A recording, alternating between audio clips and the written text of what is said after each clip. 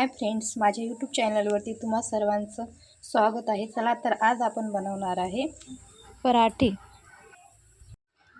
बारीक चिरलेला कांदा, हिरवी मिरची, लाल टमाटर, सांबार आणि लसण अद्रकची पेस्ट आणि ही बारीक चिरलेली किसून घेतली आपण पिसून घेतलेली पत्ताकोबी। चला तर याची आपण मस्तपैकी फोडणी घालून घेऊया। तर ही बघा मस्तपैकी आपण अशी फोडणी घालून घेतलेली आहे। तर त्याच्यामध्ये आता आपण आपली कोबी ॲड करूया। तर हे बघा हे झालं आहे आपलं मस्तपैकी मिक्स झालेलं आहे।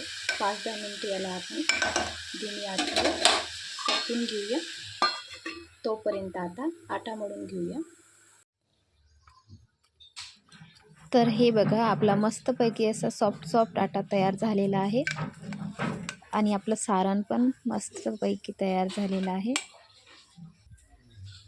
तर आता आपण चपाती लाटून घेतलेली आहे। जसं आपण पुरणाची पोळी बनवतो तसंच याची पण पोळी बनवायची। असं सारण त्याच्यात भरून घ्यायचं आहे चपातीवर आणि मस्त हलक्या हाताने अशी पोळी लाटून घ्यायची। आपल्याला पराठा असा हलक्या हाताने लाटायचा असतो।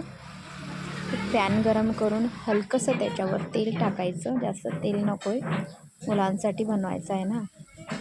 आणि मस्त धीमी आचेवर आपल्याला त्याला खमंग असा भाजून घ्यायचा आहे। तर कोणाकोणाला आवडतोय पराठा खायला? माझा व्हिडिओ आवडला असेल तर नक्कीच लाईक करा।